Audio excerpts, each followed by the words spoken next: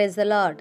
మన ప్రభు అయిన యేసుక్రీస్తు పరిశుద్ధమైనటువంటి నామంలో ఈ ఉదయకాలపు కృపావార్తను వింటున్నటువంటి మీ అందరికీ దేవుని పేరట వందనాలు చెల్లిస్తూ ఉన్నాను. అందరు బాగున్నారా? మరి ఇప్పుట ప్రభు మనకిచ్చినటువంటి వాక్యాన్ని మనము పరిశుద్ధ గ్రంథంలో చదువుకుందాం. 34వ కీర్తన 7వ వాక్యాన్ని చదువుదాం. కీర్తనల గ్రంథము 34వ కీర్తన 7వ వాక్యాన్ని చదువుకుందాం. యెహోవా యందు భయభక్తులు గలవారి చుట్టూ ఆయన దూత కావలియుండి వారిని రక్షించును. హల్లెలూయా. నా దేవుని బిడ్డలారా గమనించండి.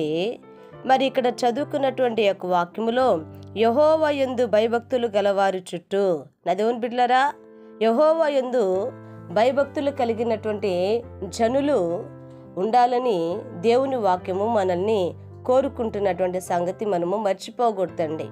అందుకనే పరిశుద్ధ గ్రంథం అంటుంది, అట్టి వారి చుట్టూ మాత్రమే ఆయన దూత కావలి ఉండి వారిని రక్షిస్తూ ఉందట. వారిని ఆయన రక్షిస్తూ ఉన్నాడు. ఎవరిని రక్షిస్తూ ఉన్నాడు అనంటే, యెహోవా యందు భయభక్తులు కలిగినటువంటి వారిని ప్రభు రక్షిస్తూ ఉన్నాడు. ఎలా రక్షిస్తున్నాడంట? తన దూతను కావలి ఉంచి ప్రభు వారిని రక్షిస్తున్నాడండి.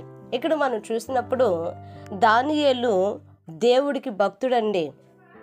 దానియేలు దేవునిని ఎంత భక్తితో ఆరాధించాడంటే గమనించండి నా దేవుని బిడ్డలారా. మరి ఇదిగో మీ యొక్క దేవుళ్ళకి కాకుండా మరి మీ దేవుళ్ళకి ఆరాధించకూడదు, ఒకవేళ ఆరాధించితే మిమ్మల్ని అగ్నిగుండంలో వేసేస్తామనని మరి రాజు చెప్పినప్పటికీ కూడా మరి దానియేలు చూడండి, సింహాల గుహలోనికి వెళ్ళటానికైనా ఇష్టపడ్డాడు, కానీ వేరొక దేవుళ్ళను ఆశ్రయించడానికి అతడు ఇష్టపడలేదండి. నా దేవుని బిడ్డలారా, చూడండి, ఈ దానియేలును మనం గమనించినప్పుడు సింహాల గుహలోనికి వెళ్ళిపోయాడు, చనిపోవటానికైనా సిద్ధపడ్డాడు, కానీ యేసునామాన్ని మాత్రం విడిచిపెట్టలేదు. కానీ ఎప్పుడైతే ప్రభువు ఆ సింహముల గుహలోనికి వెళ్ళిన దానియేలును గమనించాడో, చూడండి, తనను కాపాడుకోవటానికి తన దూతనే ఆయన మరి కావలి ఉంచాడంట.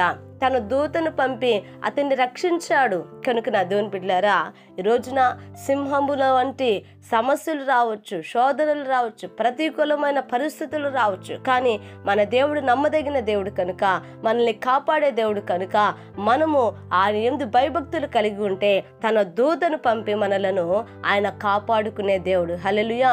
ఆయన మనల్ని రక్షించే దేవుడు. కనుక నా దేవుని బిడ్డలారా, భయం ఉండి భక్తి లేకుండా, భక్తుండి భయం లేకుండా కాకుండా భయభక్తులు కలిగి ప్రభువుని మనం స్తుతిద్దాం, ఆయనకు లోబడదాం. ఇదిగో ఆయనలో మనం జీవిద్దాం. అప్పుడు మన చుట్టూ ఇదిగో కావులు ఉండటానికి ప్రభు తన దూతని ఆజ్ఞాపిస్తున్నాడు. కనుక ఇటువంటి కృప మనకు దయచేయనట్లుగా ఒక చిన్న ప్రార్థన చేద్దాం. మహాపరిశుద్ధుడు అయిన మా తండ్రి, కృపగలిగిన దేవ, స్తోత్రము నాయన. ఉదయకాలం ముందు నీ మాటలు వినటానికి మీరు ఇచ్చిన కృప కొరకే స్తోత్రములు. అవును నా ప్రభువా, ఇదిగో నా తండ్రి, అయా యెహోవా యందు భయభక్తులు కలిగిన వారి చుట్టూ ఆయన దూతలు కావులు ఉండి రక్షిస్తారని అయ్యా మీరు సెలవిచ్చారయ్యా. మా చుట్టూ కూడా మీ దూతలను కావులు ఉంచండి, ప్రయాణాలలో కావులు ఉంచండి, పనులలో కావులు ఉంచండి. అయా నీ యందు భయభక్తులు కలిగినటువంటి జీవితాన్ని మీరు మాకు దయచేయండి. అవును ప్రభువా, కృప చూపమని యేసునామని అడిగి పెట్టుకుంటున్నాము తండ్రి. ఆమేన్. Praise the lord. దేవుని కృప మీకు తోడై ఉండును కాక.